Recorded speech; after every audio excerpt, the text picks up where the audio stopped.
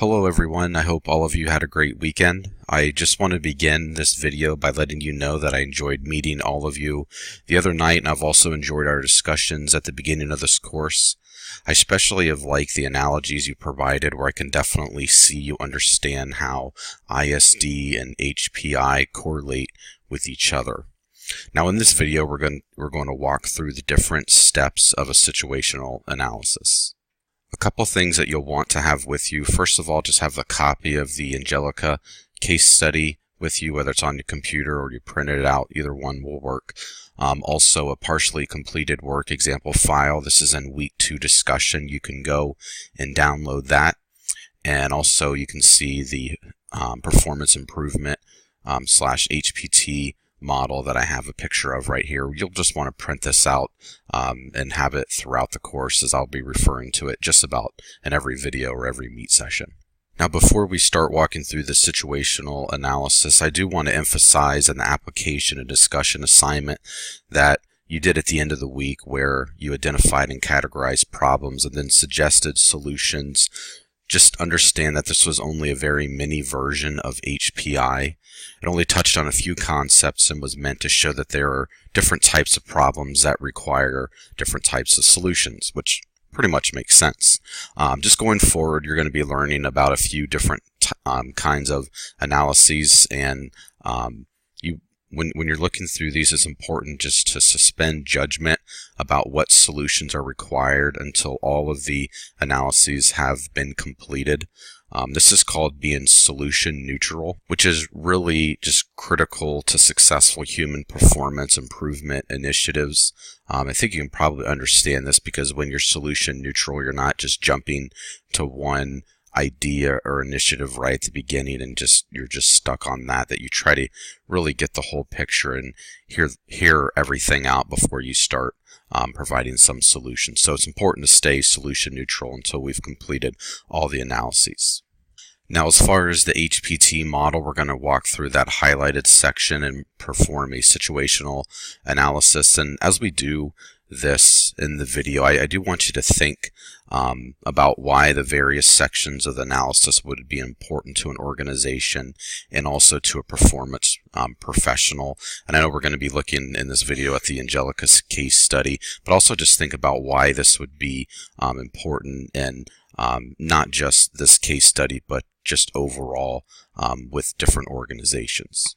Now, before we get into the situational analysis, I also wanted to talk about just the 2 case studies, and I know I've talked to them about them during our meet session and also a little bit already, but 2 case studies in this course. First of all, Angelica case study. That's going to help us with the demonstration and just practice of the HPT model. And we'll also use these in our discussions, and I'll touch on some of that today and how you can find it and so on. And also the Pfeiffer General Hospital case study. Those are going to be used for the full assignment. So just understand the different roles that these 2 case studies will play throughout the course. Now we're going to take a look at the different parts of a situational analysis. And first of all, the definition. That's on page 60 of the textbook.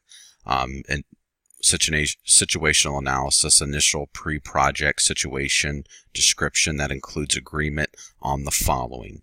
So first of all, statement of the need or opportunity. In this section, you're going to be describing the challenge or option. Initial evidence of the problem. You're going to describe the evidence that indicates that there is a performance problem. You also will be taking a look at the work environment, where you'll have an overview and define culture, department responsibilities, processes, and outputs. You'll also be describing all major factors that may impact the performance. Your target audience. In this section of the situational analysis, you'll describe improvement participants by roles, current performance level, and desired performance level. Okay, the next section, the sponsor section. Describe champion, or who is a senior level person committed to the performance improvement effort and will stand behind the effort if a setback or problem arises. In other words, be able to determine where there is a strong enough commitment and whether sponsor is at the appropriate level. Performance improvement goal. You'll write an overall anticipated benefit of the situational analysis. and also anticipated roadblocks or difficulties. It's important to think through what might happen to hinder the accomplishment of the goals that you have. Now that we've gone over the different steps of a situational analysis, what we're going to do is walk through the situational analysis for the Angelica case. And what you'll want to do is get out the partially completed work example file. This is within the discussion board activity within the week 2 discussion. So when you have that out, you'll be able to see what I'm talking about as I go through this video. So you can see in reference to the Angelica case statement of the need or opportunity, what you want to do here is describe the challenge or option. And the challenge or option within the Angelica case reads, owners of the Angelica chain of clothing stores would like to expand to other markets. However, they are experiencing significant inconsistency and profitability among stores. The owners would like to stabilize store production at acceptable levels before expanding. So you can see that the statement of the need or opportunity is very succinct and that it's not long and drawn out. Somebody can easily read this and understand what it's talking about.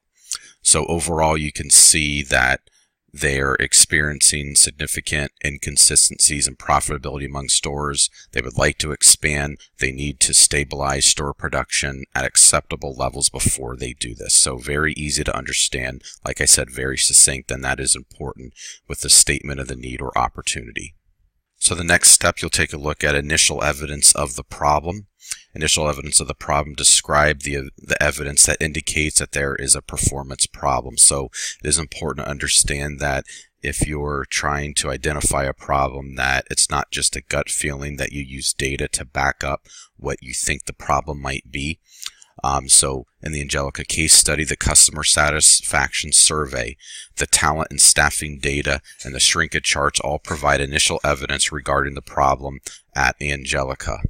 So we can see that the customer satisfaction survey reveals that compared to customers from high-performing stores, customers who visited low-performing stores were less satisfied with the service they received. So you can see 3 out of 5 compared to 4.2 out of 5. Were less satisfied with the variety of items offered, 3.2 out of 5 compared to 4.2 out of 5 to the higher performing stores. So it's important in this section of the situational analysis that you're also providing concrete data that somebody can look at and really understand that yes, that there is a problem, and not just something that seems like you're going based upon a gut feeling or what you might assume, but it is definitely data driven. Now that we've taken a look at the statements of need or opportunity, the initial evidence of the problem, we're going to take a look at the work environment. Now, again, work environment, just an overview. You want to take a look and define the culture, department responsibilities, processes, and inputs and outputs. You want to describe all major factors that may impact performance. So we can see within this case study, the culture, first of all. Angelica is a trendy clothing store with an established name and desirable brands. The store attracts employees interested in the styles it offers in its line of clothing. Many of the employees are young and in their first real job. Their commitment to the store is not strong in terms of length of employment. However, in high-performing stores, employees appear committed and positive in the execution of their duties. In low-performing stores, there is a sense of drudgery. And the owners at Angelica have put in place a detailed and systematic set of procedures and processes to maximize store functioning. However, it appears that the store culture gives significant autonomy to individual store managers. So understanding this culture, you can kind of see some of the issues just based upon culture alone. But once again, we want to stay solution neutral. We don't want to just jump to conclusions. We want to perform a full situational analysis before we start jumping to some solutions. Now that you've understood the culture of the Angelica case study, now we're going to take a look at the department responsibilities, and you're going to take a look at the main departments, and their associated responsibilities are as follows. First of all, the owner, that we can see executive and owner of the store, the ultimate decision maker. Inventory manager. The inventory manager focuses on helping store managers maximize their inventory by following the background standards guide. Field visual manager. These people coordinate with store managers to maximize the look and feel of the stores, displays, etc., to make them appealing to customers. Feature new items and attractive ensembles. Now that we've taken a look at the work environment, we're going to take a look at the target audience. And again, the target audience, what you'll do here is describe improvement participants by roles, current performance level, and desired performance level. So the two main roles needing improvement are the store manager and the sales associate. So the store manager, the managers of the low-performing stores currently fail to follow the backroom standards. Managers are responsible for the overall functioning of a store and its employees.